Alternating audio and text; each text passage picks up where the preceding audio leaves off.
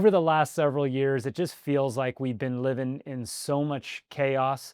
We got through COVID, and then we had to deal with the hangover of COVID with the Fed rate hikes. And then now we're dealing with the tariff stuff. And it just seems like every time I'm talking to a client, so much of this uncertainty is preventing them from taking any action.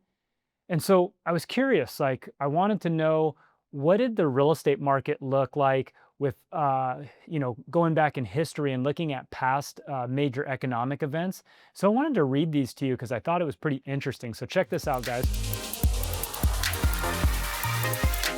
One of the questions that I asked AI to do for me is just, can you look at the appreciation rates or the decline of real estate during these times? And it's very interesting. So the dot-com bust actually had appreciation rates of 5%, which I find very, very interesting, that you could completely have an economic collapse in the stock market, but yet still have real estate prices appreciate. Then September 11th attacks, right? That was a big time in history for us. We still had appreciation from 2001 to 2003. And then, of course, we had the big housing bubble crash. We call it the Great Recession. That one was very interesting. We got killed in that. We lost 33%, $7 trillion roughly in real estate value.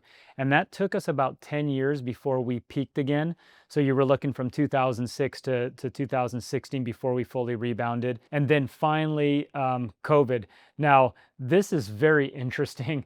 COVID had a 40% appreciation between 2020 and 2022. So you had 2 years of 20%. So another question I asked AI that I was curious on was, during the Great Recession, when real estate prices were crashing, what was the cost of rent in comparison to a mortgage? I thought that was going to be a pretty interesting stat to give us some context here. So in 2006, when we were kind of hitting the peak of values, you were looking at about 50% higher a month to own a house versus renting. And then in 2009, the rent was actually 11% higher than owning a mortgage.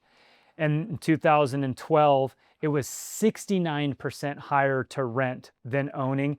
And then in 2016, it was 37% higher. So in that 10-year time span of home values going down, there was a large portion of time where it cost significantly more to rent.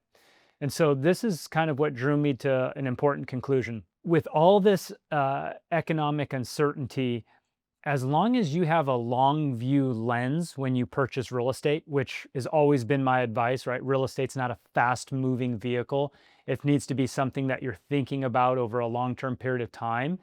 Even if you bought during one of the worst times economically, let's say you bought in 2006, even if you lost a ton of value in your house, which in Washington we did a lot better than a lot of other places, but even if you lost, like these national averages, lost a ton of value, the alternative to that was to pay a significantly higher rent, okay? Now, let's use today, for example. Let's say that you're very worried about a similar event happening. We're worried about this long stretch of time where you buy a piece of real estate and then the prices go down. I would say that the average person is probably paying, and I could look this up, but I'm just going to guess, is probably paying $2,500 to $3,000 of rent, right?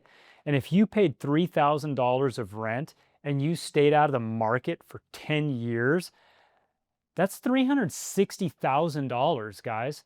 So in a lot of these scenarios, even if your house went down in value, you still own the asset. You're paying down that asset. Yes, there was time periods where when you own the asset, it was worth less.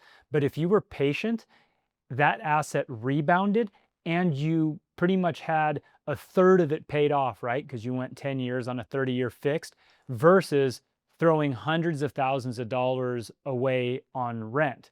Now, for every other time in history, everyone speculated that the market was going to go down, but it didn't. We thought it was going to go down in the dot-com bust, right? We thought it was going to go down during COVID. We've thought it was going to go down in 2019 before COVID happened. So there have been so many times in my career where we speculated another Great Recession event. It didn't happen. And even during these major economic times, we're still seeing real estate do well. And so I'll keep preaching this. If you have a long-term view on real estate, it's really hard for it to go wrong, right? Like where it goes wrong for people is this idea that they're going to buy it for 1 or 2 years, and if they don't make money immediately, they're going to abandon it. But we got to go back to the basics, which is find a house that you like where you can afford the payment. And then if anything goes wrong, you're in a house that you like, you can afford the payment, you can wait it out, right? So anyways, that's my advice for today. I hope that helps you guys. I'm always here for a phone call.